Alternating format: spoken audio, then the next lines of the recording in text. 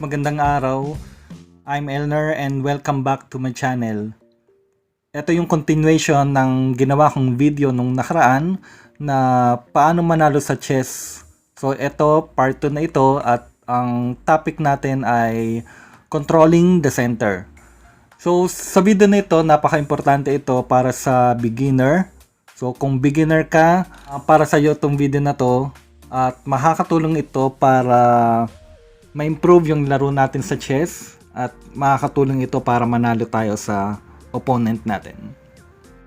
Pero bago tayo magsimula, kung hindi ka pa nakasubscribe sa channel ko, please subscribe and hit the notification bell para ma-notify ka sa mga videos na i-upload ko. Ang chess game ay merong tatlong phases. Ito ay ang opening, middle game, at end game. At ngayon ay ang pag-uusapan natin, controlling the center, ay napaka-importante sa opening play. Kasi controlling the center is to control the game. Ano ba ang mga squares sa center na dapat nating i-control during opening play? Ito ang E4, E5, D5 at D4. So again, ang main objective natin sa opening phase ay to control the center. Sa position na ito, advantage ang white kasi mas na-control niya ang center. Yung pawn niya sa E4 at D4 ay nasa center at maganda rin ang pwesto ng dalawang knights. Na-control ng dalawang pawns na ito ang central squares, ganon din yung dalawa niyang knights. Samantalang ang dalawang pawns at dalawang knights ng black player ay nasa gilid at walang na-control na central square. So it shows na control ng white ang mas maraming key squares. Tandaan natin, ang player na mas nagko-control ng center sa opening game ay madalas mas maganda ang position sa opening at sa middle game. At siya rin ang mas madalas na nagdo-dominate ng game. Ngayon guys, tingnan natin sa initial position kung ilan ba ang possible moves ng white. Pwede nyo pong i-pause ang video para mabilang nyo. At magbibilang po ako ng 5 seconds, then i-resume po natin ang discussion, okay? Sige, let's pause the video now and paki-play na lang ulit if ready na kayo. Game!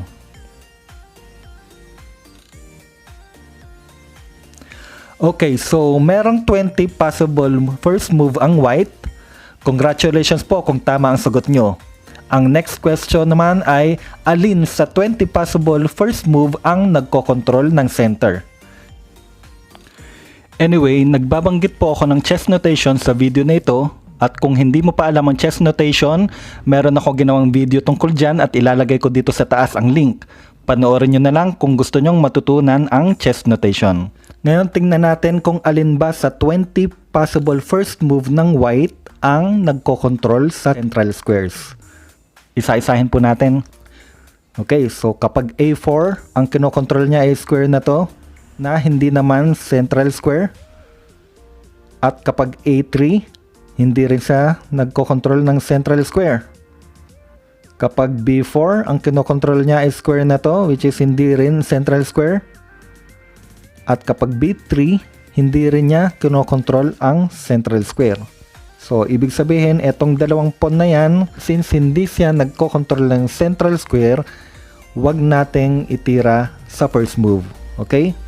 Tingnan naman natin ang kabilang side. So, ganun din siya. Parang yung nasa left side, parang etong dalawang lang na to. So, ibig sabihin, wag nating i-move ang apat na pawn na ito. Kasi, kapag minove natin yung apat na yan, hindi nila kinokontrol ang central square. Okay? Etong C3, kinokontrol niya itong D4. So, good siya. Ang C4, kinokontrol niya ang square na to, so good din. Ang D4, kinokontrol niya itong E5 square, pwede. Ang D3, nagkokontrol ng E4 square, so pwede rin. Ang E3, nagkokontrol ng D4 square, pwede rin. Ang E4, nagkokontrol ng D5 square, so pwede. Ang F4, nagkokontrol ng E5 square, pwede. Ang F3 nagko-control ng E4 square. Pwede. So, ibig sabihin, Etong 4 na pawn na ito yung mga pwede nating i-move na magko-control ng central square. So yan, ito, ito, ito, ito, ito, ito, ito. Okay? Pero I would suggest na sa first move ng white, imbes na 1 square lang ang pag-push natin, itodo na natin. Mas maganda siyempre para at least ang makontrol na center square ay mas advanced. Imbis na itira natin ang C3, itodo na natin, gawin na natin C4. Kasi kapag C3, binablock natin yung pwesto ng knight. So imbis na makamove dyan ng knight, since tinirahan natin ng C3, hindi siya makakamove. So imbis na C3, C4 na lang. Imbis na D3, i-advance na rin natin ng D4. Kapag E3, instead na E3, i-advance na rin natin ng E4 sa first move. Kapag F3, so mas maganda i-F4 na natin kasi kapag F3, ibablock niya yung knight kasi magandang pwesto ng knight etong F3. Okay? So ibig sabihin sa first move ng white, ang pinakamaganda na nagko-control ng center ay C4, D4, E4, and F4. Ngayon, hindi lang pawn ang pwedeng first move ng white. Pwede ring knight, knight F3, ang kinokontrol niya ay dalawang central squares. Ito yung E5 and D4.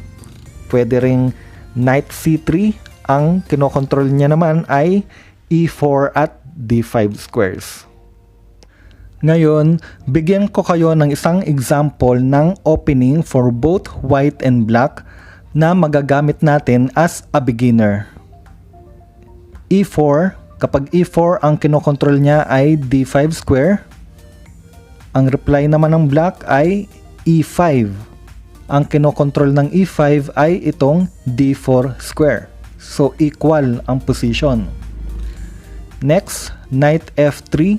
Sa knight F3, inattack niya itong E5 square o E5 pawn and kinontrol niya itong D4 square. Sa next move naman ng black ay knight C6.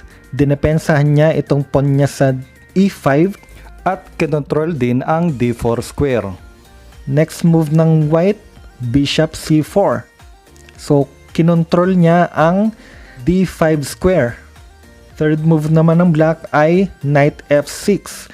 Inatake niya itong E4 pawn at kinontrol niya rin itong D5 square. Sa next move, marami nang pwedeng maging option dito. Pwedeng D3. Kapag D3, dinepensahan niya ang E4 pawn na inatake ng knight F6. Bukod sa D3, pwede ring maging tira ng white ay knight C3. Kapag knight C3, bukod sa dinepensahan itong E4 pawn, kinontrol din niya itong D5 square. So sa fourth move ng white, pwede kang tumira muna ng D3 or knight C3. Another option, kung medyo marunong-runong na kayo, pwede nyong tirahan ng mas complicated na opening na D4. So ibig sabihin, sa opening play, ang nangyayari ay labanan ng center. So yun lang guys. Paalala lang na itong pinakita kong opening ay isa lamang sa halimbawa ng mga opening na pwede nating gamitin. Maraming klaseng openings, ang kailangan lang ay i-apply natin yung mga itinuro ko, yung mga itinuro sa video na ito na controlling the center. That's all for today guys. Kung may tanong kayo o merong gusto idagdag na tips, pa-comment na lang sa baba. Please don't forget to like and subscribe para mas ma-update ka sa mga susunod na i-upload ko na videos. Thanks for watching and see you in my next video. God bless!